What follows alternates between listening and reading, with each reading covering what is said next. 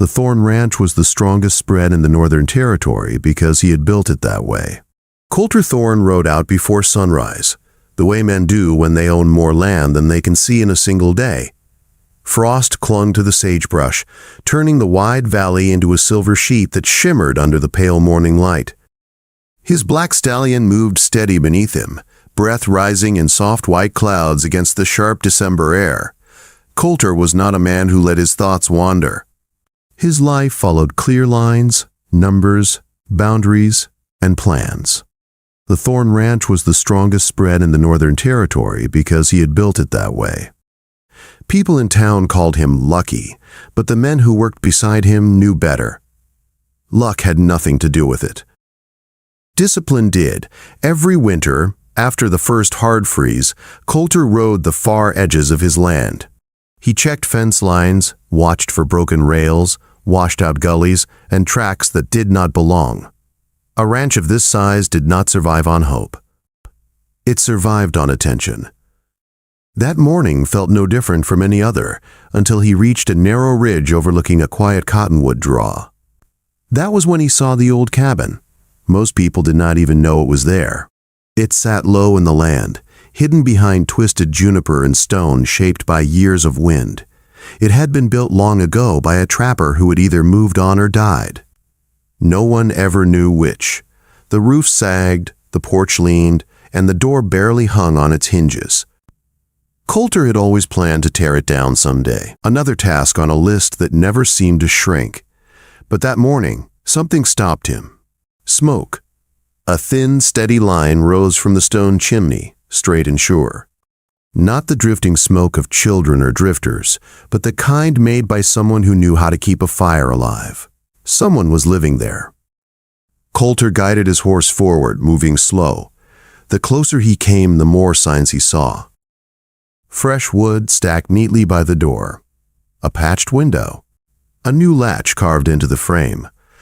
This was not neglect.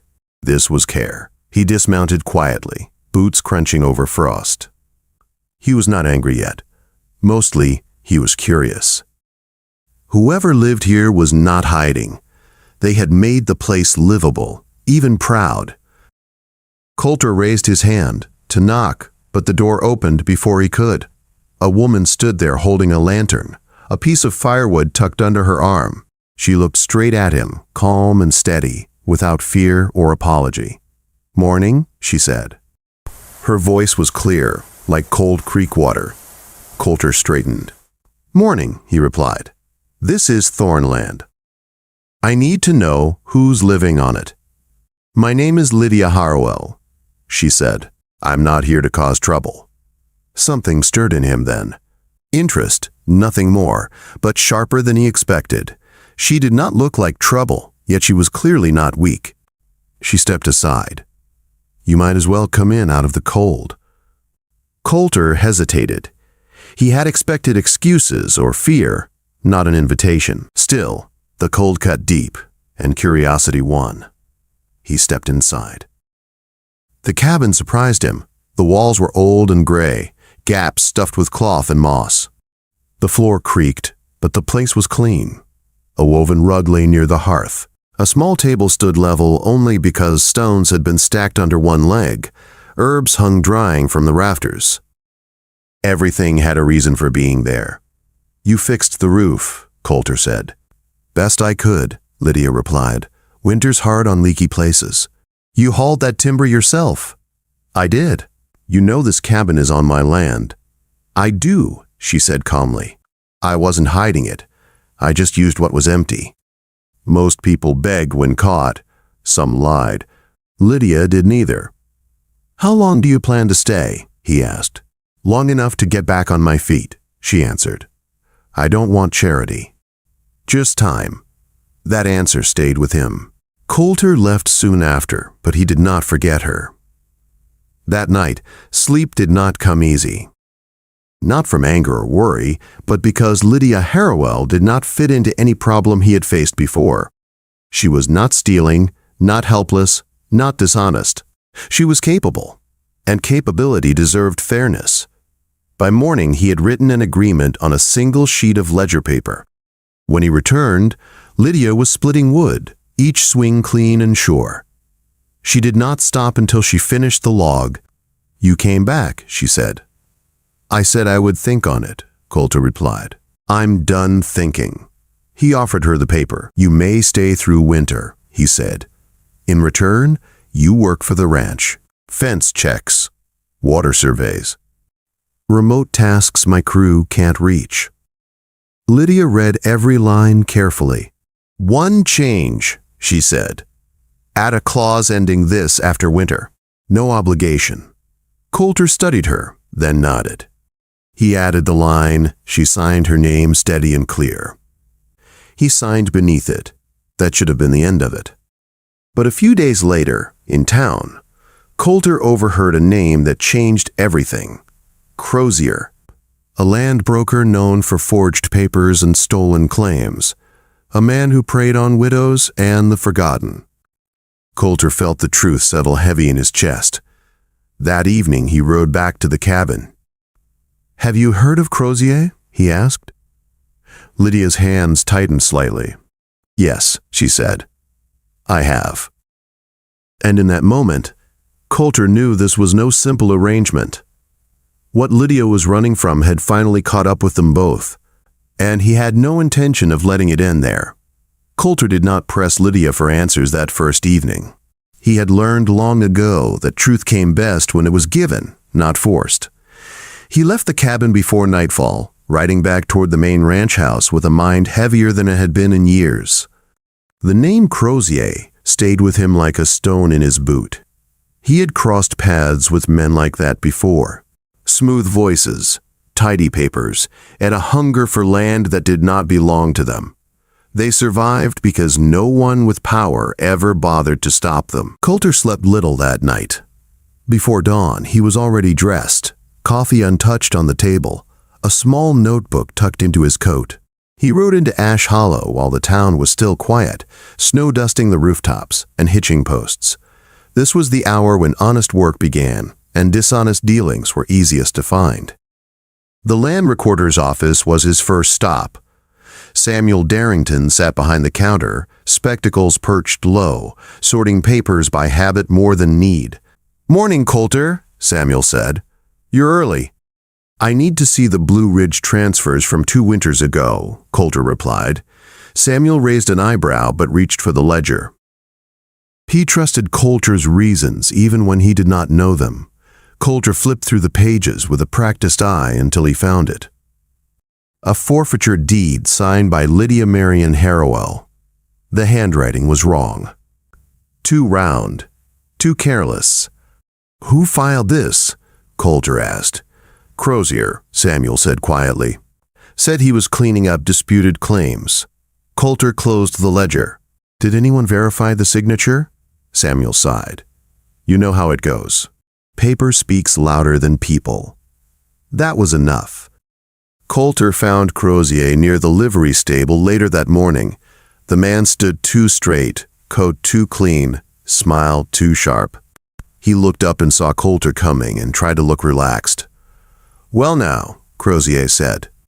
"Didn't expect to see you down here." "You filed a false deed," Coulter said simply. Crozier laughed, but it came out thin. "That's a serious claim." "So is forgery," Coulter replied. "You'll void it today." "And if I don't?" Coulter stepped closer, his voice calm.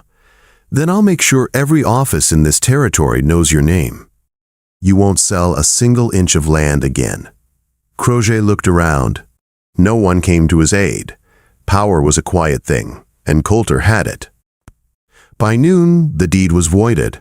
By sundown, Crozier was gone. Coulter did not ride straight back to the cabin.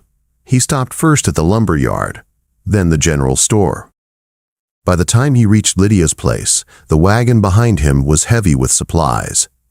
Lydia stepped outside when she heard the wheels. She froze when she saw the load. "What's all this?" she asked. "A start," Coulter said. "That cabin won't last another winter." She folded her arms. "I didn't ask for charity." "And I didn't offer any," he replied. "I offered work. And shelter that won't fall in on you." She studied him for a long moment. then nodded once. All right. The new cabin rose slowly, board by board, stone by stone. Lydia worked beside the hired men, measuring, lifting, learning. She did not complain. She did not rush. Coulter watched from a distance, noting how naturally she fit into the work, how the men respected her without being told to. Weeks passed. Snow fell steady and clean. The old cabin stood empty now, its purpose finished. The new one stood strong on the ridge, windows facing south, a solid hearth at its heart. One evening, as the last light faded, Lydia stood on the porch of her new home. Coulter approached quietly. "It's finished," he said. "It is," she replied, "and it's more than I thought I'd ever have again." Coulter nodded. "Your land in Blue Ridge is restored. It's yours if you want it." She shook her head slowly. "Not yet.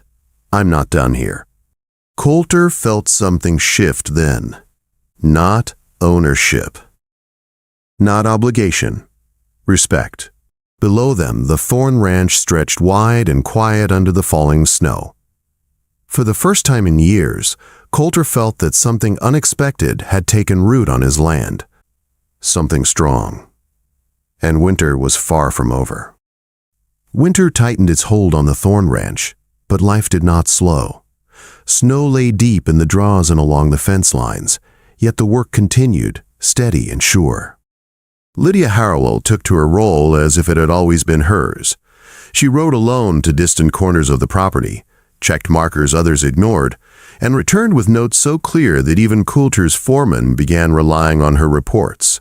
She asked no praise and expected no easing of duty. What she wanted was simple: to earn her place. Coulter watched all of it without comment.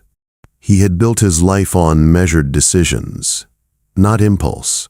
Still, something had changed. He found himself adjusting schedules, so he crossed paths with her more often, stopping by the new cabin under the excuse of inspecting work already done.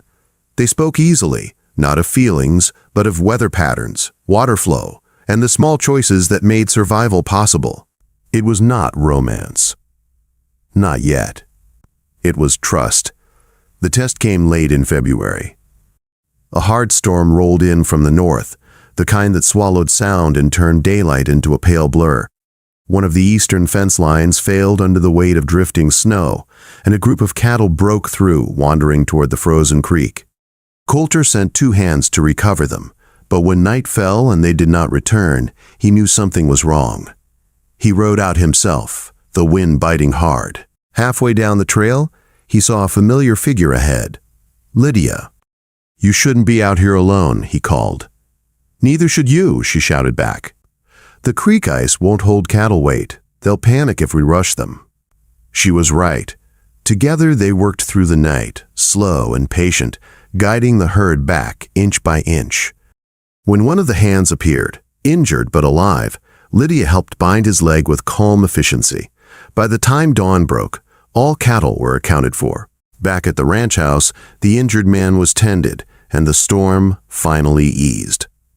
Coulter stood near the stove, steam rising from his coat. Lydia stood across from him, hands wrapped around a mug of coffee. "You didn't have to come," he said. "Yes, I did," she answered. "This is my work too." Coulter nodded. "It is." Spring arrived quietly. Snow melted into streams. Grass pushed green through the soil. With it came letters from Blue Ridge confirming Lydia's restored ownership. Coulter handed them to her one evening. "You're free to go," he said. She read them, then folded them carefully. "I know." Silence stretched between them. "But I won't," she added. Coulter met her eyes. "Why?" "Because this place isn't borrowed anymore," she said. "I earned it."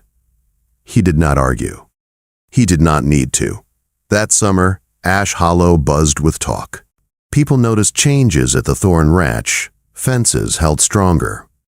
Records ran cleaner. And there was a woman riding the far lines with the confidence of someone who belonged. Some whispered. Others wondered. Coulter ignored it all. One evening, as the sun dipped low, he found Lydia standing on the ridge near her cabin, watching the land stretch out below. "You ever think about staying for good?" he asked. She smiled, small but real. "I already am." Coulter took a breath, deeper than usual. "Then we should make it official. Not as employer and worker."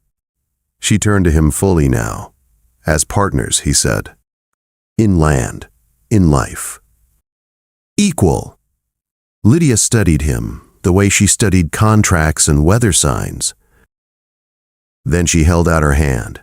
"All right, Coulter Thorne," she said, "on equal terms." He took her hand, firm and certain. That fall, they married quietly. No crowd, no speeches. Just two people who had built something solid, choosing to build more. The old cabin was torn down before winter. In its place, grass grew thick and green, and on the ridge above the meadow, a light burned every night, steady and warm, seen for miles across the land that now truly belonged to them both.